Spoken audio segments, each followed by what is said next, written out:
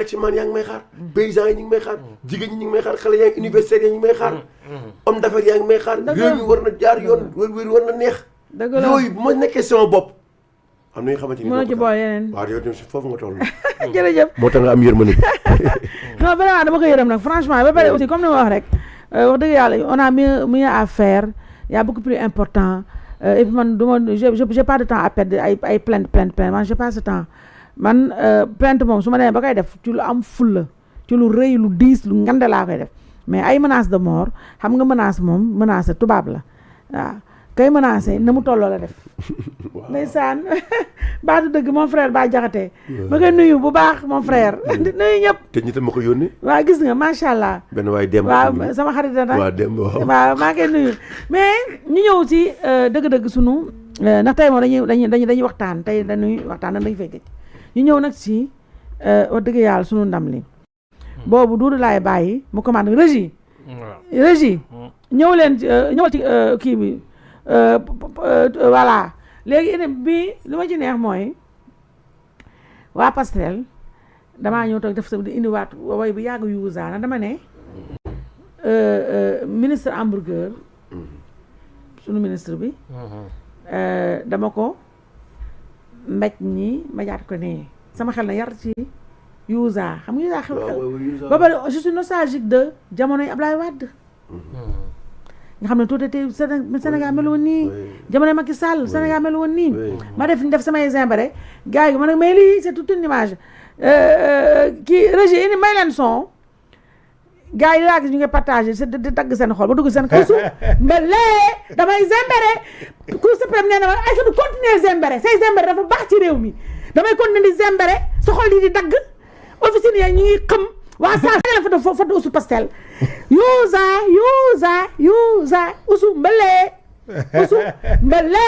damay zembere Cour suprême nee na ma ay sunu continuer zembere say zembere dafa baax ci réew mi damay continuer di zembere sa xol yi di dagg officine yi ñu ngi xam waa saa suuf ña ngay dee tey ñooñu kenn waxul zara lañ ma may saa suuf journaliste jigéen saa suuf ya waxuñu ña ngay dee ak seen juriste maison ya ña ngay xam mais est-ce que c'est bon alors bii yéen ñaar yéen ci waxul woon ndax man dafa naa ne wax naa cee wax ba ne xaaw fecc naa ca kokkali naa si voilà ba pare j'ai eu cette chance là pour la première fois de ma vie aussi et de toute ma carrière nekk ci une yi ci autrement que Aïssatou Diop porté na plainte kii wala Aïssatou Diop Fall jóge na fii donc bi une yëpp nag may gërëm nag toute la corporation toute la presse vraiment presse bi yëpp jël nañu yëf yi def ko seen yëfi bopp ñaar ñii nag c'est parce que pourquoi ma tànn ñaar ñii ndax pour man ñoo gën a résumer li xew gis nga laas mon frère Amadou Ba dafa ne la Cour suprême freine Aliou Sall source a ñëw mon frère Daouda Thiam daal ne Aïssatou Diop Fall 1 Aliou Sall 0 léegi nag Alaaji Doudou Coulibaly ci sama bànneex gi régime indiwaaleen lépp nag lu nekk ci numéro 3 bi nga tegaale ko xam nga kanam nga waaw xam nga mbir mi li ci am li ma ci neex man mooy seule la lutte libère dëgg la mais nit da ngay am ténacité dëgg la am ñoo am dañoo rus de dañuy bind nii rek mais dañoo rus de parce que dañoo jàppoon ni c'est un combat sans issue perdu d'avance gis nga nit da ngay am fulla sooy dem combat da ngay jël toutes les armes conventionnelles yi nekk à ta portée dëgg la waaye léegi Aïssatou Diop ñaata nit ñoo jot notification matuñu 10 léegi ñëpp bu ñu toogoon croiser les bras sur 382 waaw organe de presse il faut savoir se battre xam nga li gën a bon ci nit mooy résignation waaw moo gën a bon ci nit défaitiste waaw ñu ne gis nga ab peuple soo ko nootee ba def ko comme xar wala xaj maanaam loo ko def loo mu def ko peuple boobu yaa ko moom noot nga ko. dëgg la. il faut jamais cesser de se battre. mais Cour suprême bi fa Aïssatou di dem nii. mais ñu bëri jàppoon nañ ni rek nguur moom nguur la rek. nguur daa am dooleem rek. lu ko neex rek lay def état. waaw léegi yow nga dem xeex. xam nga fii lañ toog. maanaam ma ne leen gis nga ministre bi. amul jom. waroon démissionné Adama Gueye loolu la wax léegi sax. Alioune Sall amul jom. ndax la nga wax loolu. xam nga lu tax. damaa bind ñu bëri xam nga sénégalais. ñu bëri dafa bëri dof. dëgg ak ñuy parloo. ma ne leen man su doon man maa porté cette réforme damay démissionné xam nga lu tax. ñaan ma waaw Macky Sall bi mu jëlee décret conseil xam nga lu benn bii c'est une réforme. Ouais. le ministre bi engagé. soo engagé réforme su aboutiré sax sa tour lay jël. dëgg la. lii tey bu aboutiroon dañuy wax la réforme Alioune Sall. mu dugg ci histoire. waaw ne l'arrêt Ousmane Ngom. la loi Pasqua. dégg nga du baax. waaw loi Ezzan parce que da nga ko porté. dégg nga du baax Amadou Ba moom la doon jéem ut ca assemblée. ñu giflé ko. ñu jël défaite bi. naan dañ koy transformer victoire. man leen jël leen rek ba léegi yéen la rek dégg nga léegi bii. ministre bi yaa ko porté. mais yow bi nga perte état yëpp moo perte. man tax ma ne leen un ministre ne doit pas par son incompétence ridiculiser l'état. état du perte. Mame Moussa Diagne daf ma jàngaloon ni l'état a toujours raison. xam nga lu tax lu ñuy wax l'état a toujours raison. du si dooleem. parce que moyens yi mu am. maanaam par exemple comme bu ñu la nee le président de la République n'a pas le droit de faire une faute. parce que buy def discours fa muy jaar.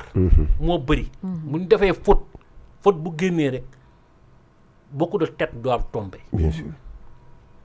décret warul am faute. warul am problème juridique. warul am problème constitutionnel. c'est la même chose avec l'administration. sooy porter une réforme li nga war a njëkk xalaat mooy est-ce que tu as le droit avec toi.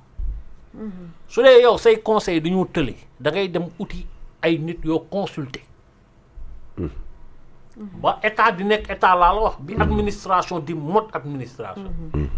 mais bii le plus nul waxuma la des juristes de.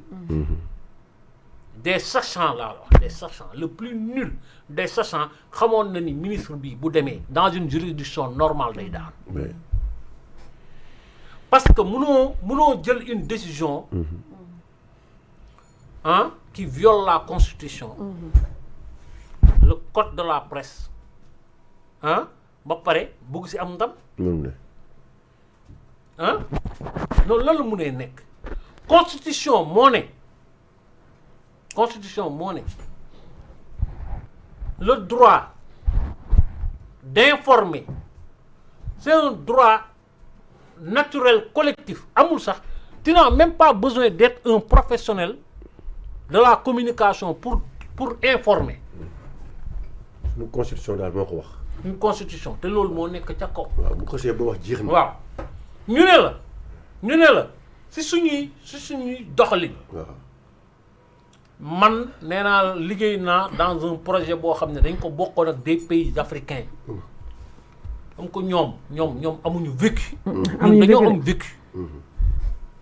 gis nga nous sommes dans un régime de simple déclaration pour créer un organe de presse. simple déclaration da ngay toog sa collègue africain yi gars yi ñu ne non li ngeen am noonu non c'est un acquis fondamental parce que loolu amul ñu suñu dëkk yi pour créer un organe da ngay dugg yéeg ba wàcc bay bëgg dee.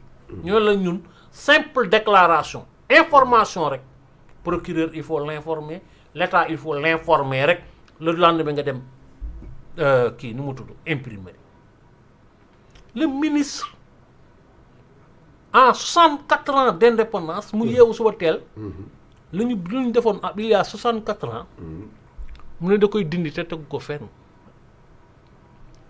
mooy ñëw naan bii c'est pas conforme dootul kon te waxoo nit ki léegi après suba nan lay créer